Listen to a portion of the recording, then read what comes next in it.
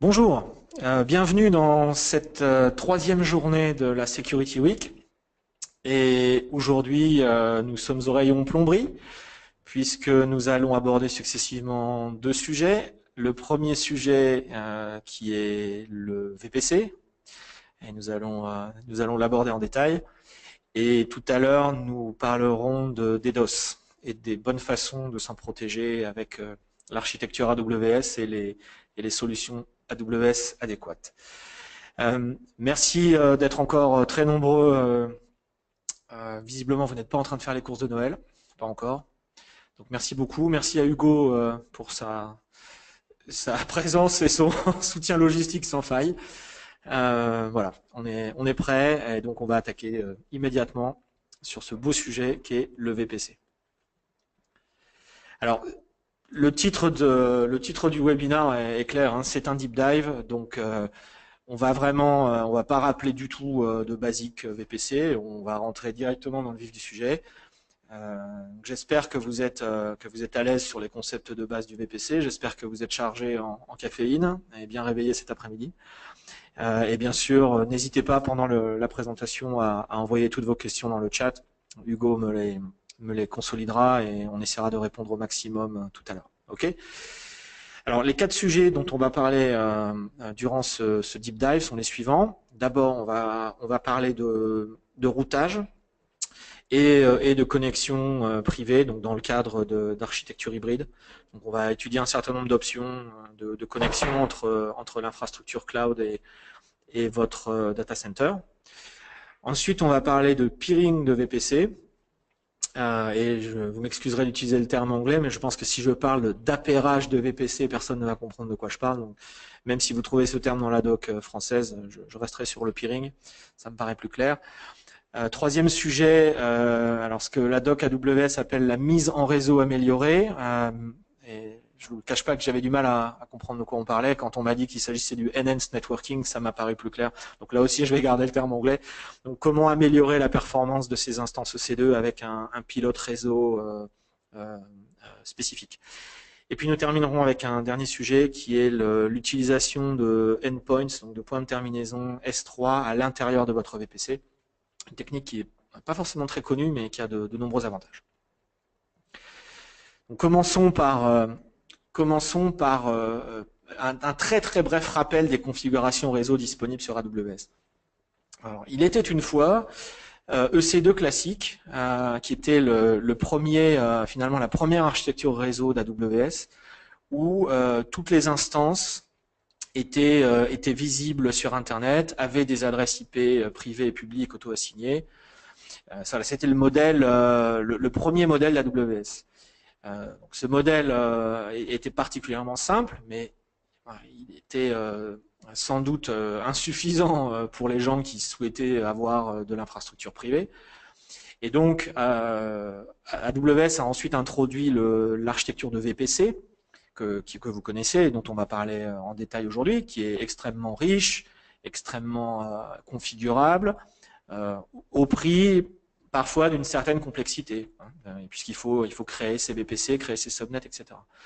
Et donc, histoire de trouver un terrain médian, finalement, le choix a été fait de créer, lorsque vous créez votre compte, de vous fournir un VPC par défaut, avec des subnets publics qui vous permettent de lancer de lancer en particulier des frontaux web visibles sur Internet, etc., etc.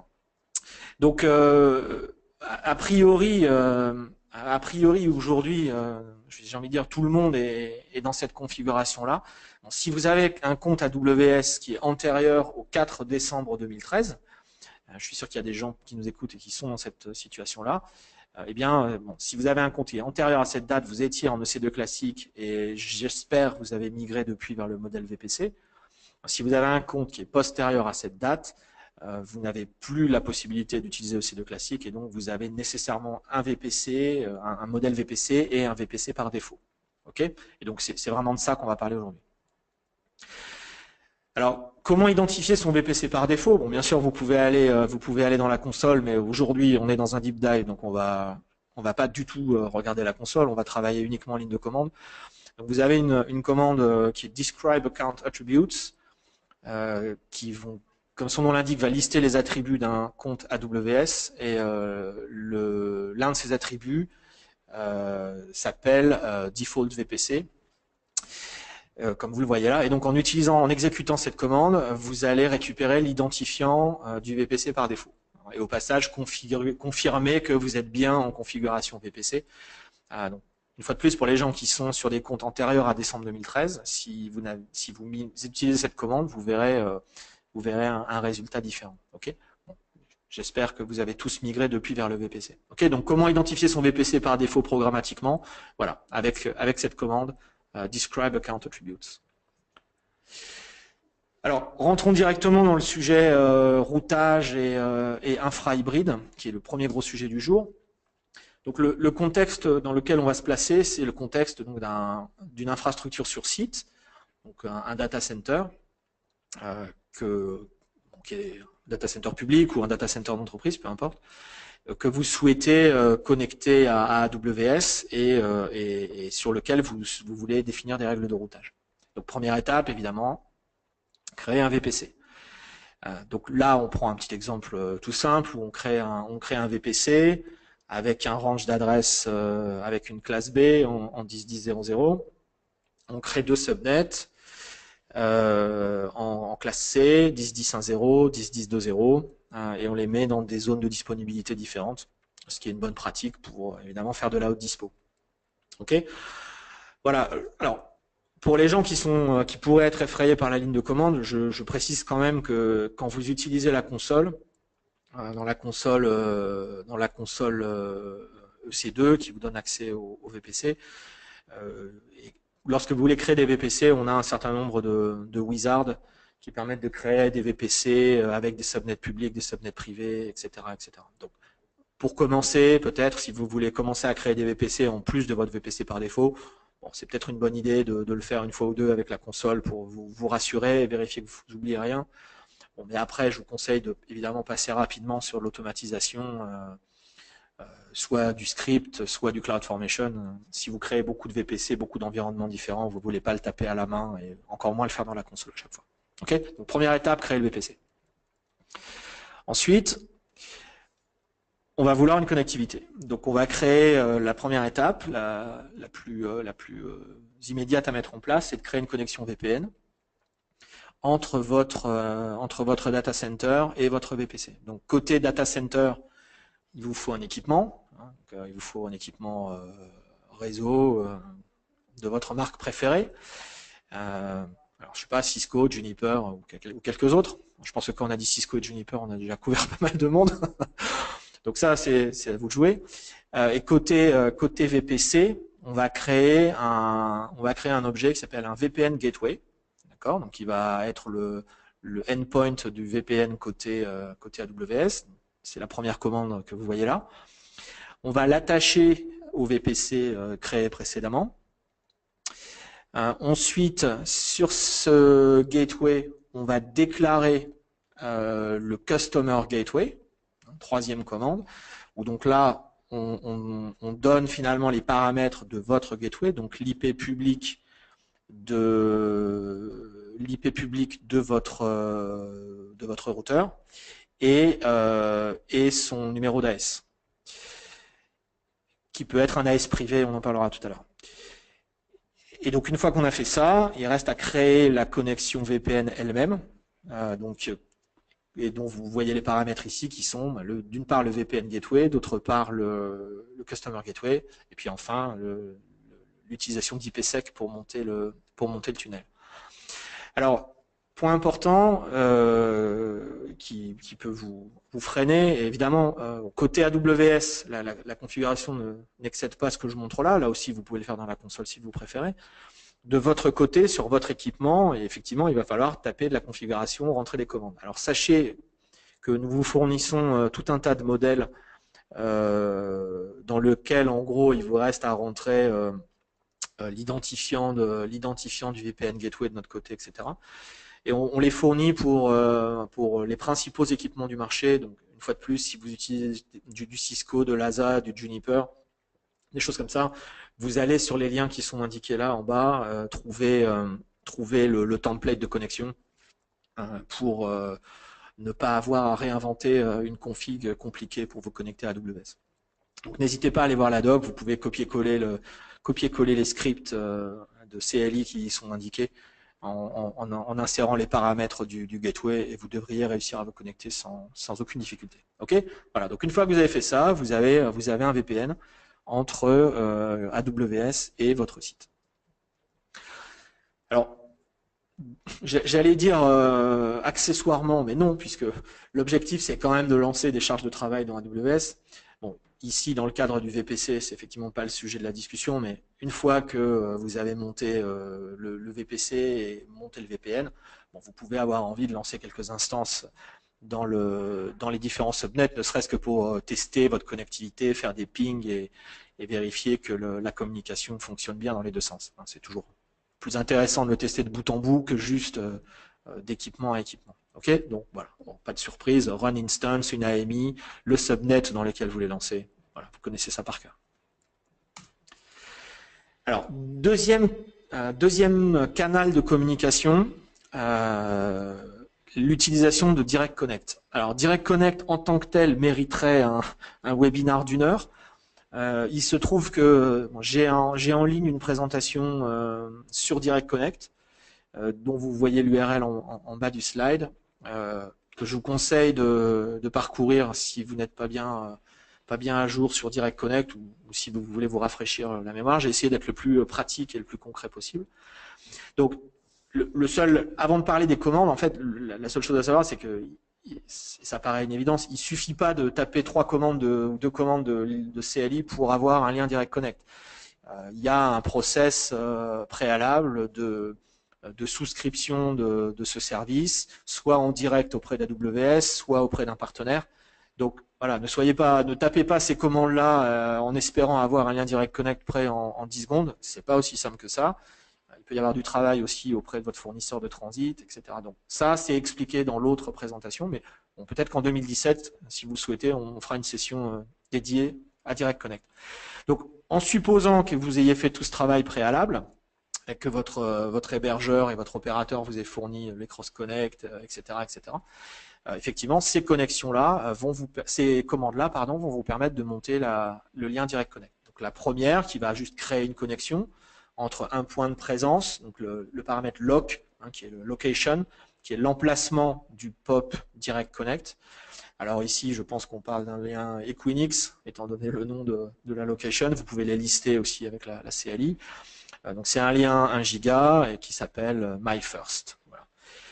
Donc ça va vraiment juste créer la connexion côté, enregistrer la connexion côté AWS. Et puis ensuite, on va passer la commande create private virtual interface, qui va référencer la connexion qu'on vient de créer, en lui donnant un nom, un VLAN, un numéro d'AS, et puis les adresses IP respectives d'Amazon et de votre routeur. Ok, voilà. Et donc ça, vous croisez les doigts. Si tout se passe bien, si tous les intervenants ont bien fait leur boulot et si le lien fonctionne, à l'issue de cette commande, vous devez pouvoir pinguer votre infra de part et d'autre du lien.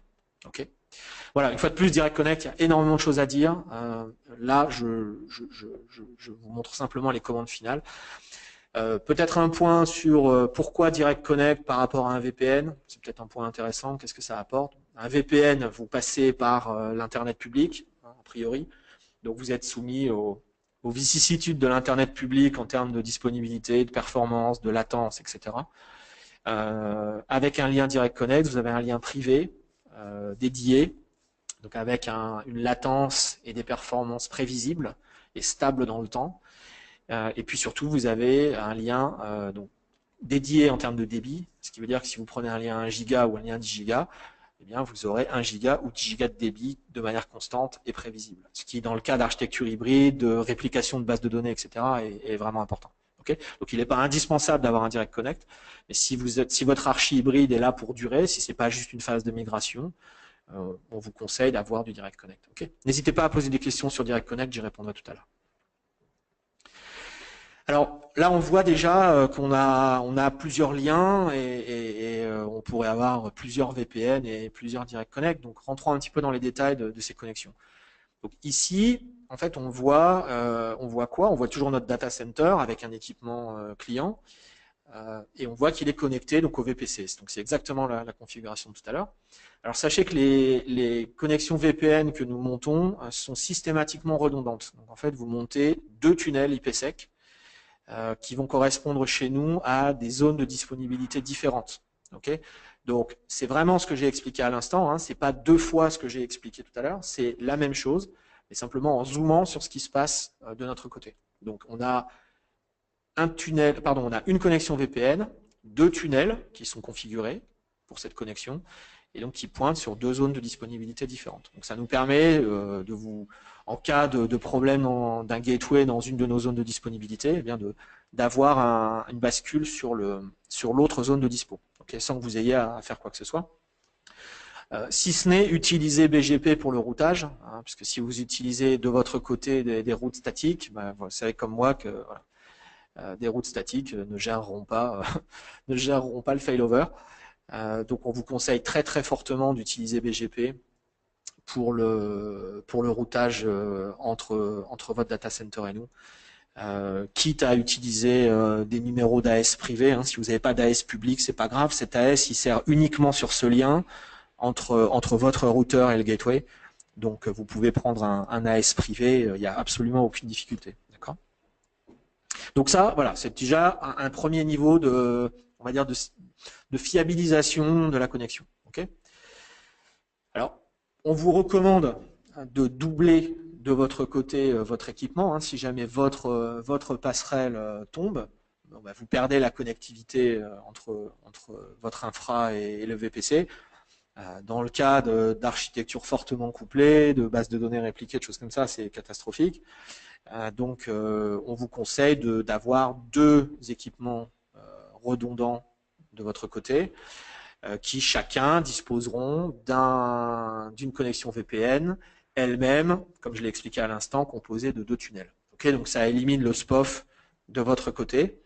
Une fois de plus, sur des archis hybrides, c'est très très fortement conseillé. Et puis, la meilleure solution, c'est celle que j'ai montrée sur l'un des slides précédents, c'est de cumuler une connexion VPN, voire plusieurs connexions VPN, et des connexions Direct Connect. Certains clients allant même jusqu'à avoir plusieurs liens Direct Connect, comme vous le voyez ici, hein, sur la partie, voilà, je vous montre avec la souris, voilà, là on a deux liens Direct Connect, okay, qui sont potentiellement même des liens Direct Connect issus de points de présence différents. Nous avons, en fonction des régions, nous avons différents points de présence Direct Connect. Donc il est tout à fait possible que cette connexion Direct Connect là et celle-ci soient physiquement séparées dans des bâtiments séparés, chez des fournisseurs séparés, ce qui vous donne encore un niveau de redondance, j'ai envie de dire géographique supplémentaire. Ok. Et bon, l'idée étant évidemment de monter ces Direct Connect vers des zones de disponibilité là aussi différentes, et puis toujours d'avoir un VPN en secours. Okay, donc là, ça vous donne vraiment, ça vous donne une redondance maximale avec deux tunnels VPN et peut-être 4 si vous avez suivi le conseil du slide précédent. Et puis un voire deux liens Direct Connect physiquement distincts avec des chemins de connexion et des fibres complètement différentes. Et là, voilà, dans le cas d'archi critique, on est obligé d'aller jusqu'à ce genre de solution. Alors, ça amène très vite une question supplémentaire qui est de se dire, ok, on a compris, on comprend l'intérêt d'avoir du multilien, etc. Maintenant, comment ça se passe en termes de routage? Donc, de votre côté, donc du site client, donc le trafic entrant sur AWS, du site client vers le Virtual Gateway, eh bien, il est effectivement possible que vous ayez plusieurs routes. C'est votre équipement, donc c'est à vous de jouer. Hein, c'est à vous de configurer votre équipement. Donc on vous fournit des modèles, mais attention au routage que vous utilisez, comme je disais tout à l'heure. Si vous utilisez des routes statiques, vous n'aurez pas de failover automatique. sauf à automatiser, à scripter. Bon, voilà. Mais par défaut, vous aurez le fail, mais vous n'aurez pas le over. Donc, vous êtes prévenus. C'est pour ça qu'on vous conseille d'utiliser BGP, qui est évidemment dynamique et la meilleure solution pour gérer ce multilien. Vous pouvez avoir une configuration actif-passif. Par exemple, en privilégiant un chemin, vous pourriez dire je veux que mon trafic passe par le Direct Connect parce que j'ai plus de débit, j'ai des performances garanties, prévisibles, j'ai une sécurité accrue parce que c'est un lien privé, etc. Donc vous pourriez dire, voilà, je veux que tout mon trafic passe par le Direct Connect. Bon, et si jamais le Direct Connect tombe, eh bien à ce moment-là, BGP le détectera et fera passer le trafic sur le VPN. Bon, si vous êtes Cisco, vous pouvez jouer avec des attributs, les attributs wait et ou local préférence de la connexion BGP pour faire passer le trafic sur un chemin plutôt que sur un autre. Okay. Vous pouvez aussi faire de l'actif-actif. Par exemple, si vous avez deux liens Direct Connect et que vous voulez les utiliser tous les deux, ce qui est une bonne idée, eh bien, vous pouvez tout à fait faire du BGP multipass. Et si vous avez des liens de vitesse différentes, hein, ça pourrait même être un VPN et un lien Direct Connect, pourquoi pas, que vous voulez utiliser en actif-actif.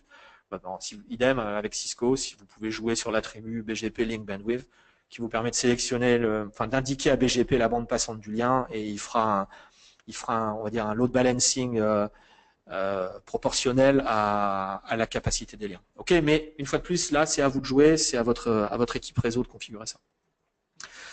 Alors, dans l'autre sens, donc sur le trafic sortant, excusez-moi, sur le trafic sortant, eh bien idem, on peut avoir, si vous annoncez des routes en BGP sur votre passerelle, venant de plusieurs chemins, elles vont être reçues sur le gateway et on peut avoir plusieurs possibilités.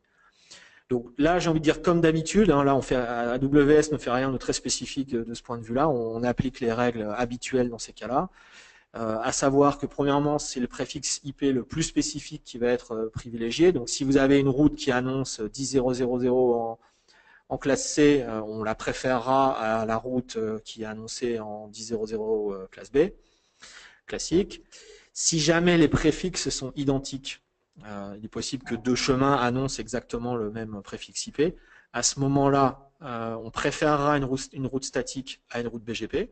D'accord ? Bon, avec comme je disais tout à l'heure, le problème qu'une route statique, lorsqu'elle tombe, en tout cas de votre côté, elle peut induire un problème de disponibilité. Mais en tout cas, côté gateway, si jamais il y avait une route statique, c'est celle-là qu'on prendrait.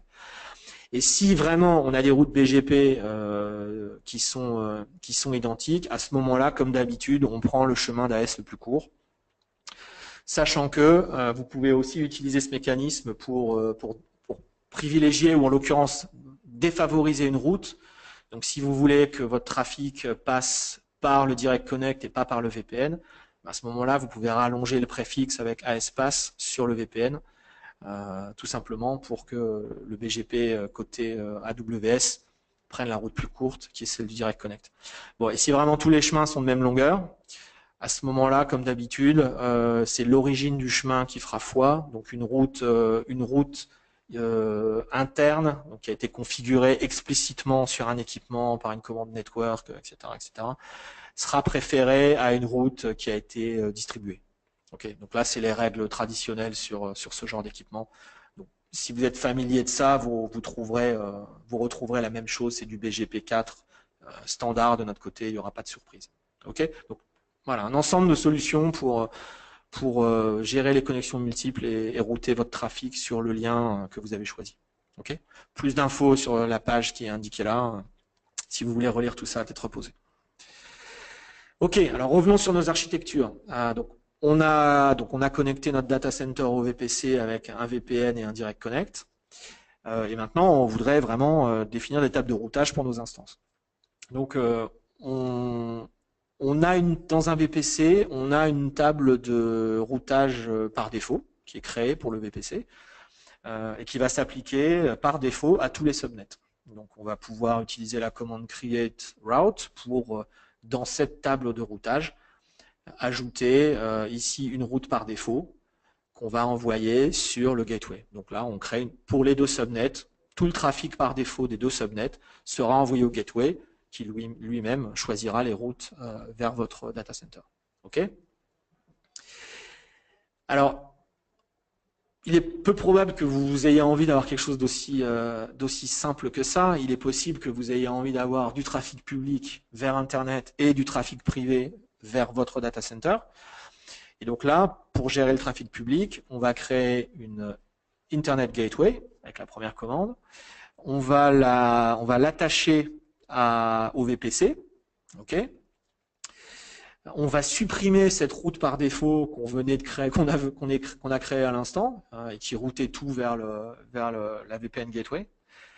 On va recréer une route par défaut qui envoie donc tout le trafic vers l'Internet Gateway. Okay, donc par défaut, tout va sur Internet, sauf évidemment qu'on va créer une dernière route sur 192.168.0.0, qui est donc le range de votre data center, et là, on va l'envoyer vers le VPN Gateway. Okay, donc une route vers votre data center, et puis tout le reste vers Internet. Vous voyez, en quelques commandes, très très facilement, on configure le routage pour l'ensemble des instances du VPC.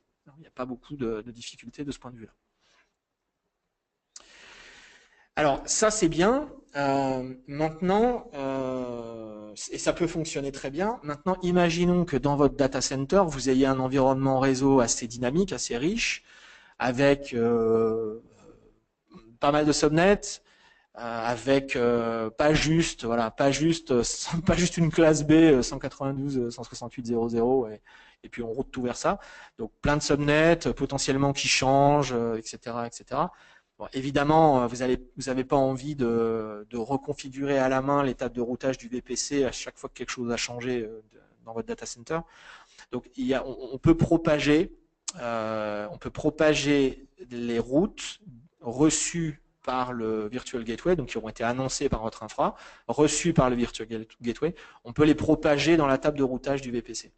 Donc pour ça, on va effacer la route qu'on a créée sur le slide précédent, et on va, avec cette commande, donc Enable Virtual Gateway Route Propagation, activer la propagation automatique des routes du gateway vers la table de routage du VPC. Ce qui fait qu'à chaque fois que si vous créez un nouveau subnet à l'intérieur de votre entreprise et qu'il est annoncé en BGP par l'un de vos routeurs Edge et reçu par le Virtual Gateway, à ce moment très vite, il va être également visible dans la table de routage du VPC. Et donc accessible à vos instances. Donc une infrastructure beaucoup plus dynamique et beaucoup plus également résiliente au changement. Une bonne solution. Que se passe-t-il si vous avez envie de faire un routage spécifique à un sous-réseau? Eh bien, vous pouvez, on a vu jusqu'ici que la table de routage était attachée au VPC, vous pouvez aussi attacher une table de routage à un subnet en particulier. Donc ici, je crée un troisième subnet, 10.10.3.0, je crée une nouvelle table de routage, je l'associe au subnet, et en l'occurrence ici, dans cette table de routage de 10.10.3.0, j'ajoute une route par défaut qui sort sur Internet. Donc voilà, donc ce subnet-là, il n'a pas du tout accès, il n'a pas de route vers votre data center. Donc si vous voulez un subnet public, complètement isolé du reste finalement, voilà comment vous pouvez faire. Okay, donc vous pouvez avoir une table de routage par sous-réseau si vous le souhaitez. Alors, il y a une autre façon de monter les VPN, hein, qui me paraît compliqué personnellement, mais ça n'est que mon avis. Mais si vous avez envie de monter un VPN à la main entre des VPC sans passer par des virtual gateways, bien sûr vous pouvez le faire. Donc il n'y a pas de problème là-dessus. Vous pouvez démarrer une instance EC2 de chaque côté qui va exécuter votre serveur de VPN préféré. Par contre, il y a une petite subtilité qui est celle qui est mentionnée ici, c'est que ces deux instances, d'accord, donc les deux instances marquées VPN hein, sur ce schéma, vont recevoir du trafic qui ne leur est pas destiné, et donc il faut désactiver ce qu'on appelle le Source Destination Check, qui vérifie que une instance ne reçoit que du trafic qui lui est destiné. Ici, c'est pas le cas puisque les instances VPN vont recevoir du trafic qu'elles doivent envoyer à leur homologue dans l'autre VPC. Okay, donc il faut que vous pensiez à désactiver sur l'interface réseau de ces instances le source destination check, sinon le trafic est droppé et ça ne marchera pas. Okay, donc une fois que vous avez fait ça, eh bien vous pouvez monter effectivement un tunnel, vous pouvez monter un tunnel entre vos deux VPC. Okay, voilà, une façon de le faire, bon, un peu compliqué à mon avis, mais pourquoi pas. Et puis, pour que les instances puissent effectivement utiliser les instances de gauche puissent parler aux instances de droite et réciproquement, il va falloir dans les deux VPC créer une route dans la table de routage, soit du VPC, soit du subnet, c'est selon. Il va falloir créer une route qui va envoyer le trafic pour le subnet de l'autre VPC à l'instance VPN que vous venez d'activer. Okay, donc dans le VPC A à gauche, on va définir la destination 10.20.0.0 vers l'instance qui est donc l'instance VPN, et puis la même chose de l'autre côté. Okay, donc voilà comment vous pouvez faire un VPN dans EC2. On peut aussi avoir dans le même style, si on veut avoir un firewall dans EC2, pourquoi pas, on peut faire le même genre de choses.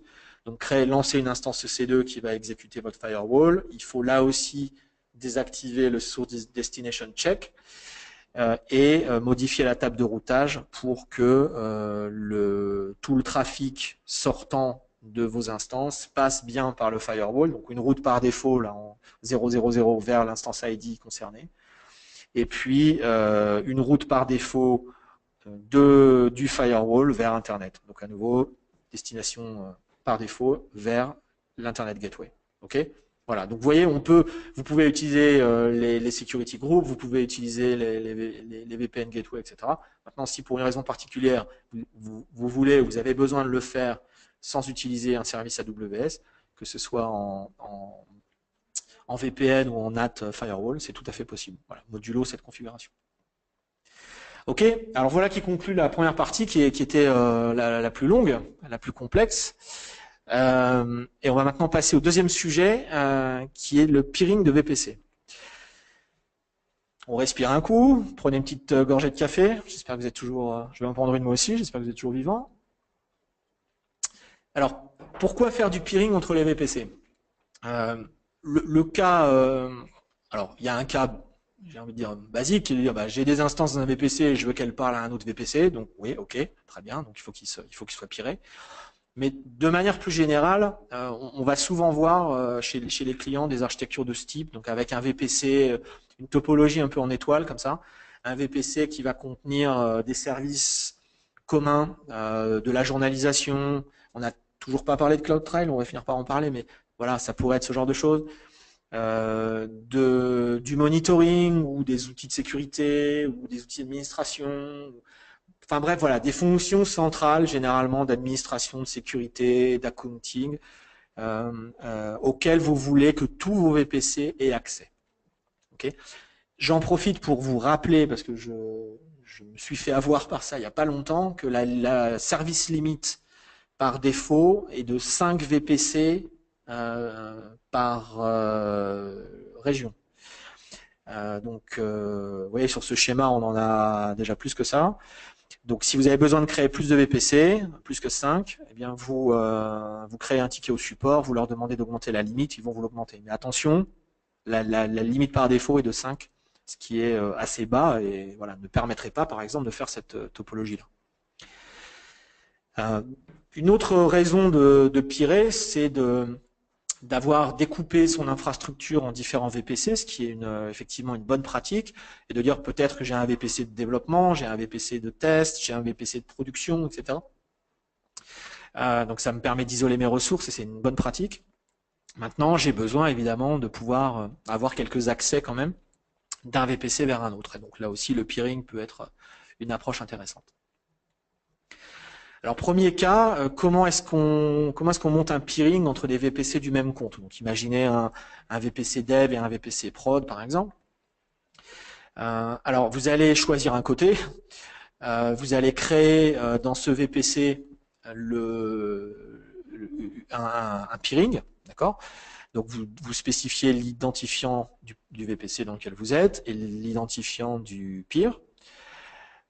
Vous allez passer une commande, deuxième commande qui va accepter la connexion de peering que vous venez de créer. OK ? Et puis ensuite, vous allez tout simplement créer des routes des deux côtés. Donc vous allez dans les tables de routage des VPC respectifs rajouter des entrées vers leur peer. Voilà, en référençant, vous voyez le paramètre VPC peer, en référençant le peering que vous venez de créer. Voilà, donc tout ça c'est facile puisque vous êtes propriétaire de tous les VPC, donc vous êtes totalement autonome et vous pouvez en quelques commandes comme ça créer le peering entre vos VPC. Super simple. Maintenant, si les VPC sont dans des comptes différents, alors peut-être que ces comptes vous appartiennent tous, ou peut-être que l'un des comptes appartient peut-être à un de vos fournisseurs SaaS. Peut-être vous utilisez une solution SaaS qui est déployée dans AWS dans un autre VPC, et pour y accéder, vous voulez faire un peering. Donc là aussi, vous allez créer une peering connection, un petit peu de la même façon, en donnant l'identifiant de votre VPC, l'identifiant du peer et le numéro de compte auquel le peer appartient. Okay, donc, et dans ce compte-là, d'accord, donc peut-être qu'il vous appartient aussi, mais peut-être pas. Donc je reprends mon exemple du fournisseur SaaS. Vous allez exécuter dans votre VPC la première commande, et puis votre fournisseur, de son côté, va devoir accepter la peering connection venant de vous. Ce qui paraît là aussi rassurant de se dire que bon, il faut que les deux côtés soient d'accord pour que le peering soit mis en place. Voilà, bon, ceci dit, c'est pas très compliqué et ça doit pouvoir se faire rapidement. Vous pouvez monter un peu comme tout à l'heure, vous pouvez monter vous pouvez faire du peering avec un firewall entre les deux VPC. Donc comme tout à l'heure, on va rediriger donc dans le VPC de gauche, on va rediriger tout le trafic destiné au VPC de droite vers une instance EC2 qui exécute un NAT et un firewall. Et on va ajouter dans la table de routage une route vers le peer, tout simplement. Okay, donc voilà ce que j'ai expliqué tout à l'heure entre votre infrastructure physique et votre infrastructure cloud. Tout ça peut aussi marcher évidemment entre VPC peeré. Enfin, il n'y a pas de grosse différence de ce point de vue-là. Okay, les mêmes mécanismes peuvent fonctionner. La différence, c'est que voilà, vous référencez à chaque fois évidemment le peering en question. Alors quelques points importants à connaître sur le peering. Les VPC doivent être dans la même région. Okay, donc si vous devez faire communiquer des VPC qui sont dans des régions différentes, là ça se fera pas avec un peering. Là vous passerez par l'internet public et vous montrez des VPN, etc., etc. Les plages d'adresse des VPC des peers ne peuvent pas se chevaucher, ce qui paraît raisonnable. S'ils utilisent les mêmes ranges d'adresses, on va avoir du mal à définir des routes qui ont un sens. Donc voilà, deux VPC qui peer, doivent avoir des ranges d'adresses différents. Pour le routage, on utilise le routage, on utilise des adresses privées pour le routage. Okay, tout ça se passe en interne, donc pas du tout question d'utiliser les IP publics, les Elastic IP, etc. Vous devez vraiment vous baser sur les adresses privées. Et depuis quelques semaines, vous pouvez également utiliser les adresses IPv6. Alors pas dans toutes les régions, mais voilà, le routage IPv6 est disponible et sera étendu rapidement à toutes les régions. Jusqu'à il y a quelques mois, on ne pouvait pas référencer les security groups entre VPC, ce qui était problématique pour définir des règles d'accès entre instances dans des VPC différents. Il fallait se baser sur les préfixes IP, bon, pas toujours simple. Et depuis mars, en fait, vous pouvez référencer les security groups entre VPC. Okay, donc je vous renvoie à la doc pour comment le faire, mais c'est possible. Donc ça simplifie bien la vie. Idem, depuis le mois de juillet, on peut utiliser une résolution DNS privée entre VPC. C'était pas le cas avant. Voilà. Donc, idem, beaucoup plus facile pour faire se faire parler des instances qui sont situées dans des peers. Puis un dernier point qui est très très important, c'est que le peering n'est pas transitif. Ce qui veut dire que si A peer avec B et B peer avec C, A ne peer pas avec C. Okay, donc c'est valable pour les peering et c'est valable pour les VPN et les direct connect, etc. Donc le peering ne concerne que les deux VPC qui sont explicitement reliés par la liaison de peering. Okay, donc effectivement, si vous avez besoin que si A parle à B et que vous voulez que C parle à A, il faut qu'il y ait un peering entre A et C. Okay, quitte à faire des topologies, enfin full mesh ou des trucs comme ça, si vous avez besoin que tous les VPC parlent à tous les VPC, bon, ce qui est peut-être peu probable. Mais voilà, gardez bien ce point-là à l'esprit, il n'y a pas de transitivité. Okay, donc vous devez monter explicitement les peerings entre VPC qui veulent se parler. Voilà, troisième sujet, donc le réseau amélioré. Alors le point important ici, c'est le point clé pour la performance des instances, c'est combien de paquets par seconde est-ce qu'elles sont capables d'envoyer et de recevoir. Okay, c'est vraiment le point qu'on observe comme étant le plus important. Et dans le schéma par défaut de réseau EC2, on travaille avec des interfaces virtuelles. Donc on a des interfaces qui sont visibles sur les instances.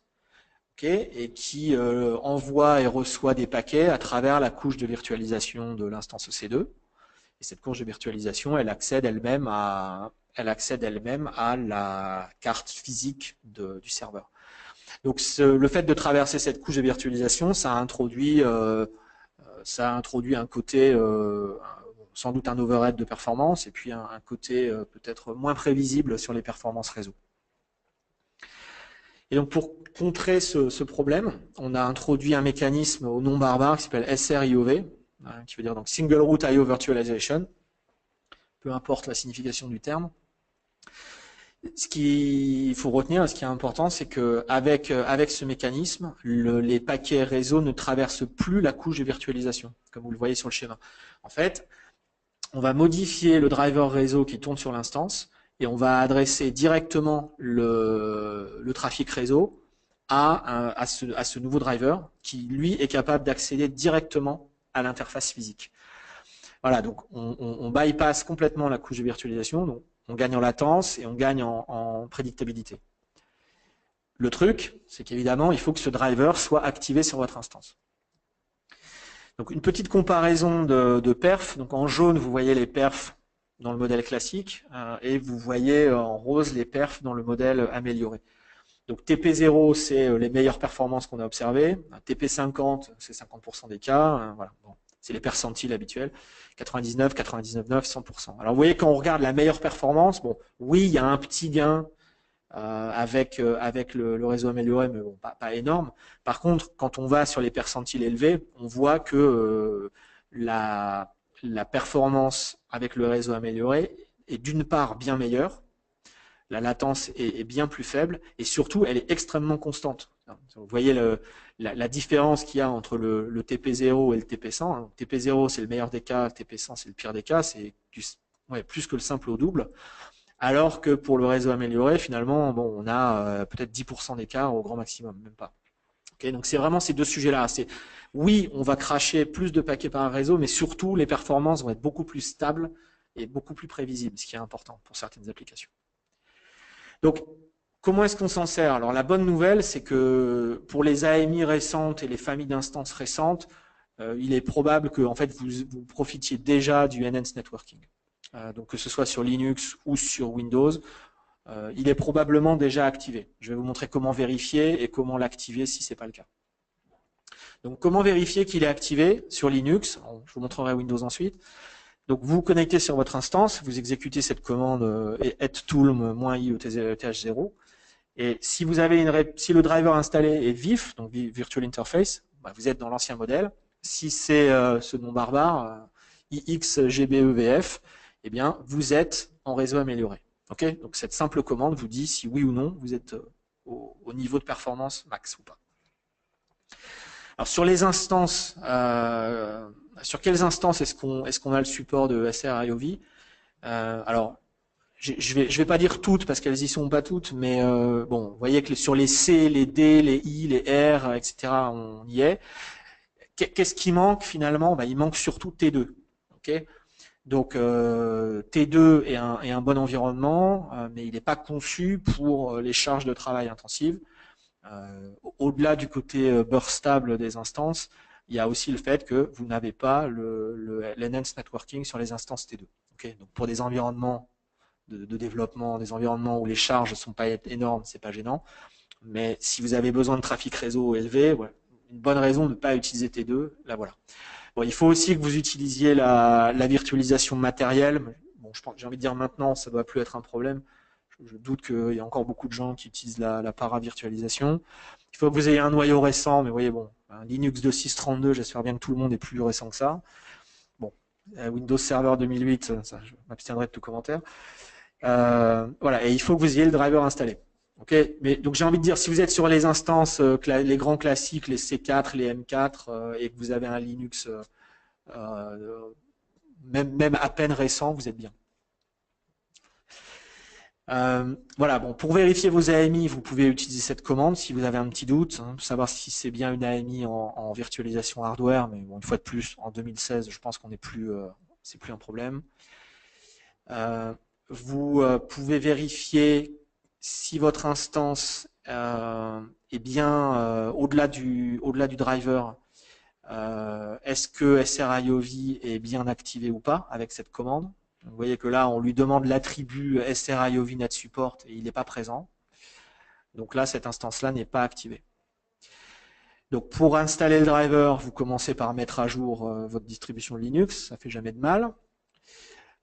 Vous la rebootez, histoire qu'elle applique bien les patchs de sécurité et qu'elle installe le nouveau driver en question.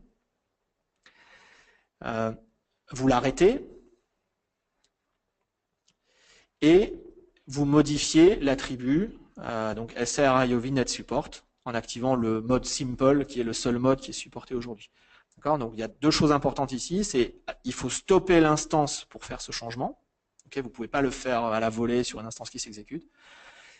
Et surtout, c'est pas réversible. Donc si vous activez ce mode, vous ne pouvez pas revenir en arrière sur l'instance. Okay, donc avant de le faire, je vous conseille de faire un test, de vérifier que tout se passe bien, que vous ne cassez pas la charge de travail et que l'instance ne part pas dans un mode bizarre. Ça ne devrait pas arriver, mais voilà. Je pense qu'il est plus prudent peut-être de cloner votre instance, de faire un test à part et de s'assurer que tout marche bien avant de le faire en live sur les instances de production. Ok.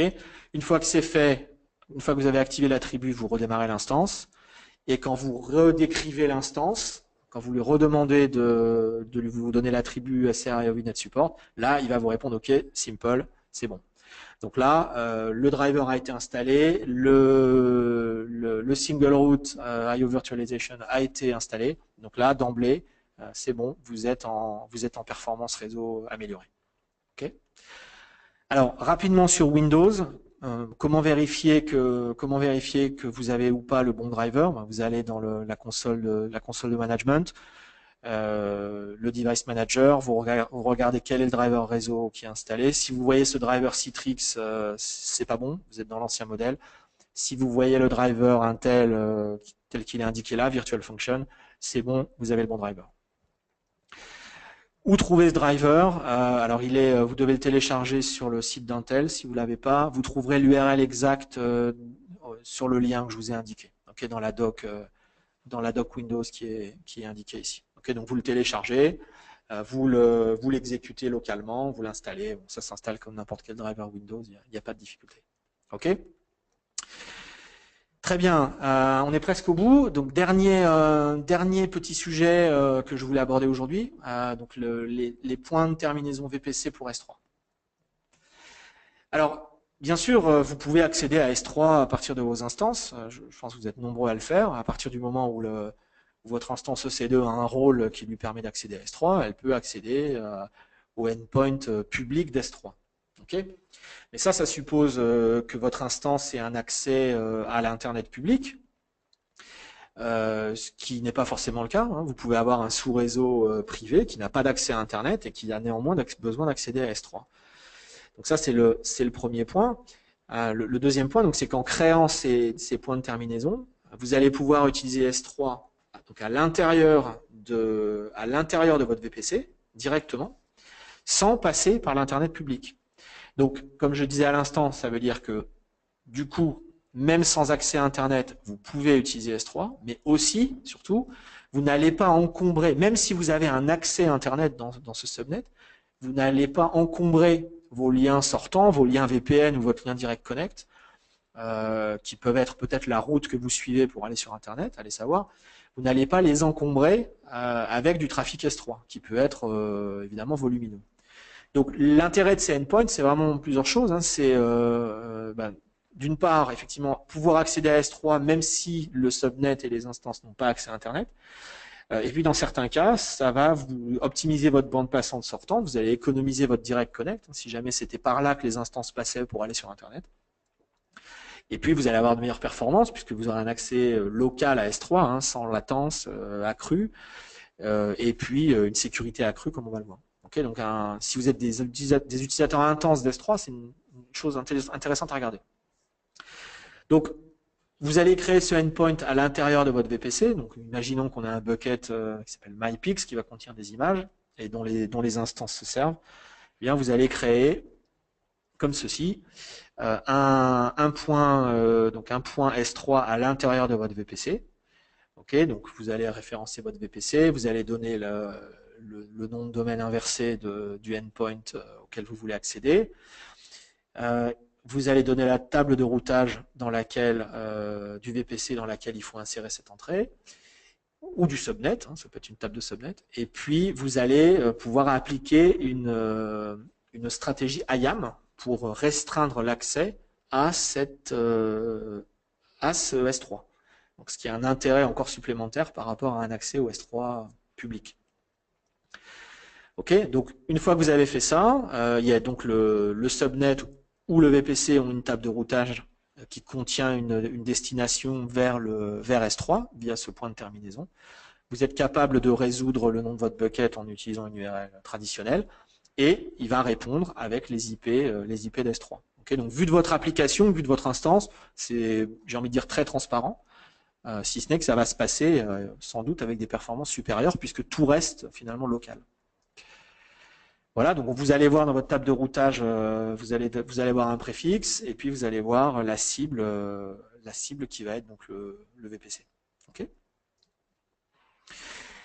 Alors la stratégie, elle peut vous permettre de blinder la sécurité en disant par exemple que eh bien, ce point de terminaison, il ne permet que d'accéder au bucket MyPix et pas aux autres.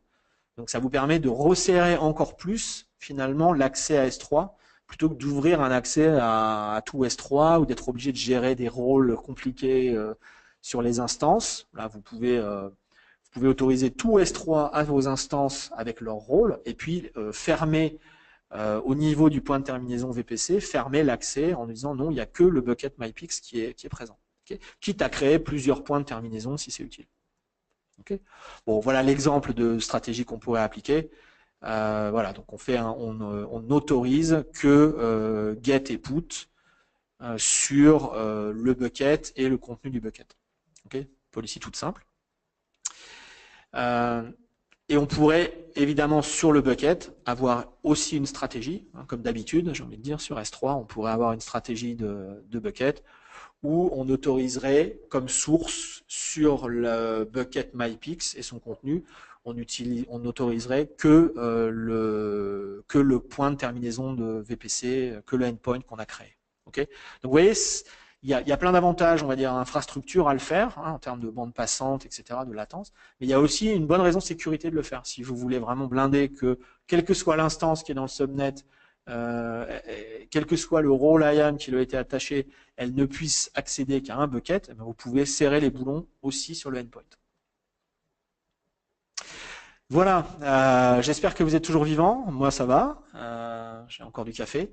Je vous avais prévenu que c'était la session compliquée de la semaine. J'espère que vous avez encore de l'énergie pour les questions. Moi, ça va. Quelques ressources supplémentaires.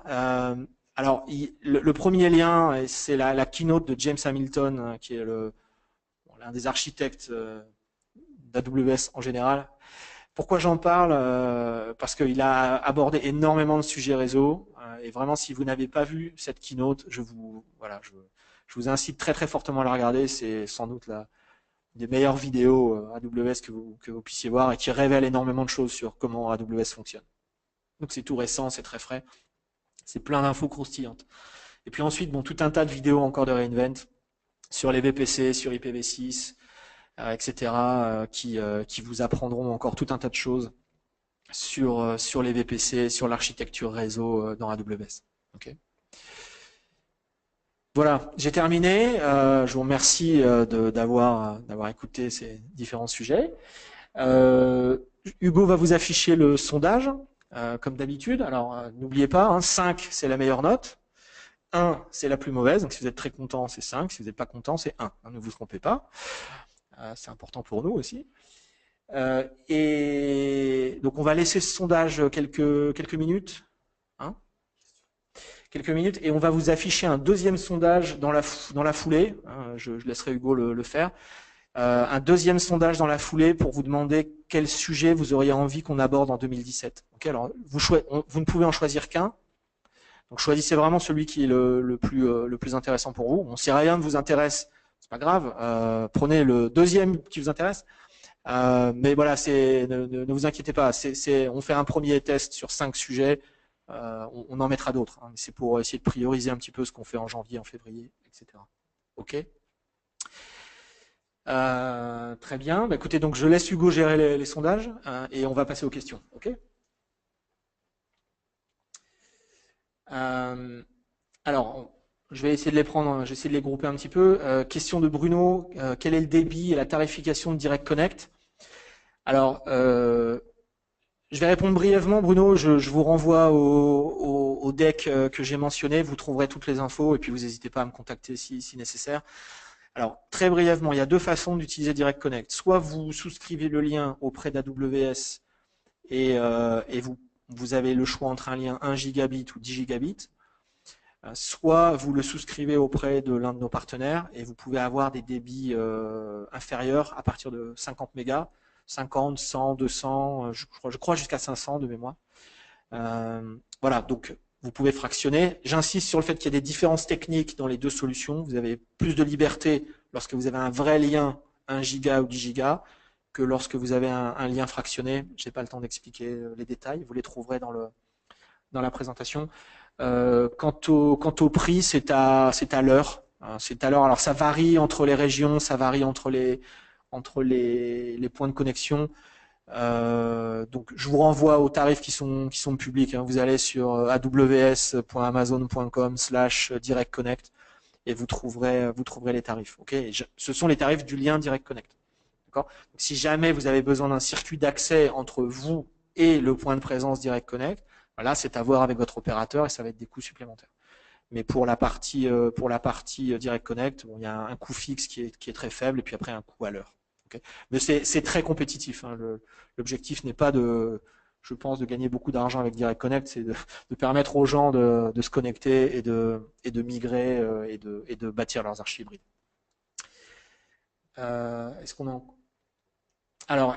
Est-ce qu'on peut bénéficier de Direct Connect avant l'ouverture de la région France? Y a-t-il déjà un point de présence Direct Connect en France?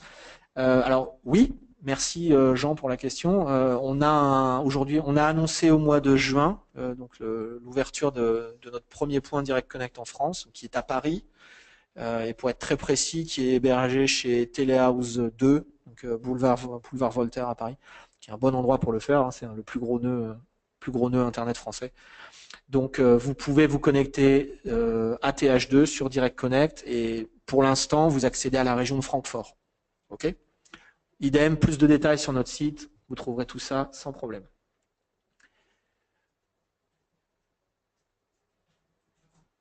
Alors qu'est-ce qu'on a d'autre?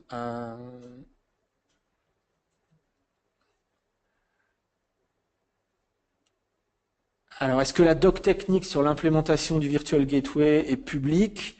Alors, non.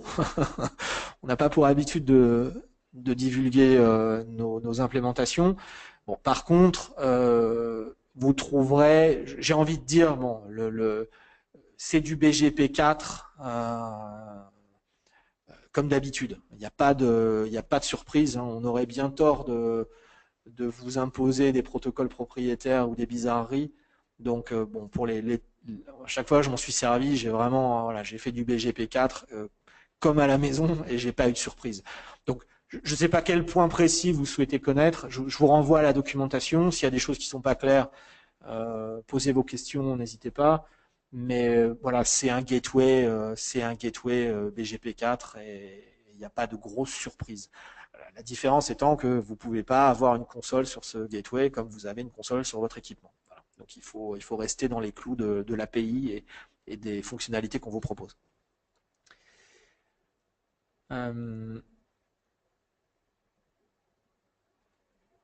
Alors une autre question encore. Si j'utilise Direct Connect, est-ce que j'ai besoin d'activer Enhanced Networking pour améliorer la latence?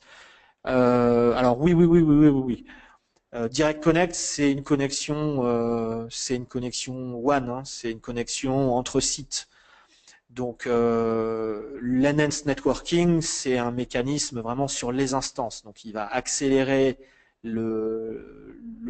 augmenter le nombre de paquets par seconde et réduire la latence entre vos instances.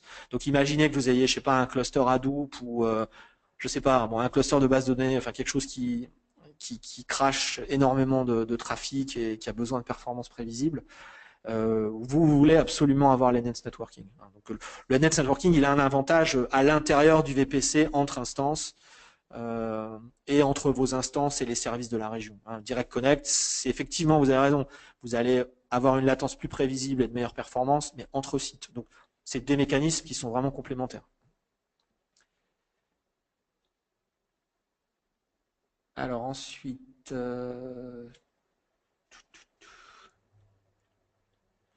quand on connecte plusieurs VPC à un même Direct Connect, ces VPC sont-ils de fait routés entre eux? Alors routés ou pirés, je ne sais pas quelle est la bonne réponse. Non, enfin les VPC, non, non, vous devez, si vous voulez qu'il y ait de la communication inter-VPC, il faut explicitement définir des peerings et définir les routages comme je vous l'ai montré. C'est par défaut, c'est complètement cloisonné, hein. N'oubliez pas que le P de VPC, c'est private. Alors Régis nous dit on peut très bien avoir un débit garanti et une disponibilité très bonne sur l'interface, sur l'internet public. Bah si vous le dites, ouais, sûrement. Non, non, mais c'est vrai. Je veux dire, on peut avoir ça. Moi, j'ai eu des très bons transitaires IP. Maintenant, le problème étant que si je fais de la réplication de bases de données Oracle, j'ai besoin d'avoir un niveau de performance le plus élevé possible et le plus prévisible possible, et sans doute pour des raisons même de sécurité, indépendamment du fait que je vais le monter sur un VPN, j'ai envie, et certains clients ont besoin, sont obligés de démontrer en termes de compliance, que ce trafic ne passe pas par l'Internet public. Donc il peut y avoir une dimension technique et il peut y avoir une dimension même de compliance sur ces sujets-là, qui est importante pour certaines personnes.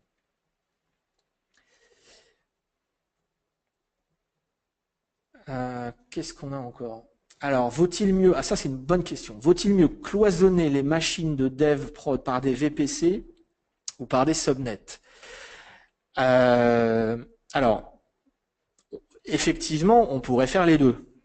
C'est-à-dire qu'à partir du moment où on peut définir des tables de routage par subnet, comme je vous l'ai montré, on pourrait imaginer qu'effectivement on ait un subnet de dev, un subnet de prod, des tables de routage différentes et des ACL différentes, etc., etc. Bon, si vous êtes sur une infra relativement simple, ça peut suffire, pourquoi pas. Bon, moi, je persiste à penser que la frontière du VPC est quand même plus forte, hein, et je suis pas le seul à le penser. Et je vous conseille, sur des environnements comme ça très différents, de séparer les VPC. Une autre raison de le faire, c'est aussi une raison très simple d'automatisation, qui est que c'est plus facile de créer et de détruire des VPC que de détruire et de créer des subnets. Vous voyez ce que je veux dire? Le VPC, c'est vraiment c'est une entité en tant que telle. Vous avez vos templates CloudFormation. Vous créez vos VPC, vous les détruisez, vous les recréez, vous les détruisez. Vous vous posez pas de questions. Y a pas. Si vous créez et détruisez des subnets, bon, j'ai envie de dire le risque d'erreur. Si vous faites des manips comme ça à l'intérieur d'un VPC, il y a quand même toujours le risque de faire une bêtise. Donc, mon conseil serait plutôt de segmenter avec des VPC. On est à court de temps? On est à court de temps. Il restait encore quelques questions. On va les garder. On va les lire tranquillement. Soit j'essaierai d'y répondre dans les autres webinaires, soit eh bien renvoyez-les-moi par mail. Laissez-moi un petit peu de temps pour y répondre, mais je vous répondrai. Ok? J'essaie vraiment de répondre à tout le monde. Et, bon. Je suis sûr qu'il y a des gens qui m'écoutent et qui ont reçu des réponses par mail. Hein. Vous pouvez le dire dans le chat, oui, c'est vrai. Bon, mais je vous demande un peu de patience parce que j'en reçois évidemment un certain nombre. Ok, bah écoutez, je crois qu'on a fini pour le VPC. Hein, j'espère que vous êtes toujours vivants. Mais manifestement oui, puisqu'il y a des questions. Donc je vous remercie beaucoup d'avoir participé. J'espère que vous avez appris plein de choses. Et on va faire une petite pause de 5 minutes. C'est ça, Hugo? 5 minutes. Et puis on enchaîne sur la session DDoS. Alors, je ne ferai pas de démonstration, je suis désolé. Je pense que ça risquerait d'être mon dernier webinaire si c'était le cas.